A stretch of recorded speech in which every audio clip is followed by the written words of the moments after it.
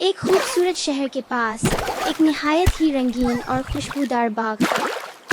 اس باغ میں سبز گھاس، اونچے اونچے درخت، رنگ برنگے پھول اور میٹھے پانی کا ایک چھوٹا سا تالاب تھا۔ صبح کے وقت سورج کی روشنی باغ کو سونے جیسا بنا دیتی تھی۔ پرندے چہچہاتے تھے اور آج پھولوں پر ناچتی تھیں۔ اسی باغ میں ایک پیاری سی بلی رہتی تھی۔ اس کا نام منو تھا۔ منو دیکھنے میں بہت معصوم لگتی تھی۔ اس کی آنکھیں بڑی بڑی اور مونچھیں لمبی تھیں، لیکن منو تھوڑی سی شرارتی بھی تھی۔ وہ اکثر باغ میں ادھر ادھر گھومتی، تتلیوں کے پیچھے بھاگتی اور پرندوں کو دیکھ کر مسکراتی تھی۔ اسی باغ کے ایک بہت بڑے درخت پر کبوتروں نے اپنے گھونسلے بنائے ہوئے تھے۔ ان کبوتروں میں ایک سفید اور خوبصورت کبوتر سب کو بہت پیارا تھا۔ اس کا نام سفیدو تھا۔ سفیدو بہت اچھا، نرم دل اور سمجھدار کبوتر تھا۔ وہ سب کبوتروں کا خیال رکھتا اور سب کو پیار سے سمجھاتا تھا۔ ہر صبح سفیدو سب سے پہلے جاگتا، اپنے پر پھیلا کر سورج کو سلام کرتا اور پھر باقی کبوتروں کو جگاتا۔ اٹھو دوستو، نیا دن شروع ہو گیا ہے، وہ خوشی سے کہتا۔ منو روز درخت کے نیچے بیٹھ کر کبوتروں کو دیکھتی تھی۔ وہ دل ہی دل میں سوچتی، یہ کبوتر کتنے پیارے ہیں، مگر بہت ہوشیار بھی ہیں۔ ایک دن منو نے شرارت بھرا خیال سوچا۔ اس نے کہا، اگر میں بہت اچھی بلی بن جاؤں تو شاید یہ سب مجھ سے دوستی کر لیں۔ اگلے دن منو نے خود کو بہت نیک اور سیدھی بلی ظاہر کرنا شروع کر دیا۔ وہ درخت کے نیچے خاموش بیٹھ جاتی، کسی پر جھپٹتی نہیں اور بس آہستہ آہستہ بولتی، میں اب اچھی بلی ہوں، میں کسی کو تنگ نہیں کروں گی۔ سفیدو نے یہ سب دیکھا، اسے حیرت ہوئی۔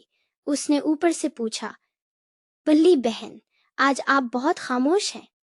منو نے مسکرا کر جواب دیا، ہاں سفیدو، میں نے فیصلہ کیا ہے کہ اب میں سب کی دوست بنوں گی۔ سفیدو بہت خوش ہوا۔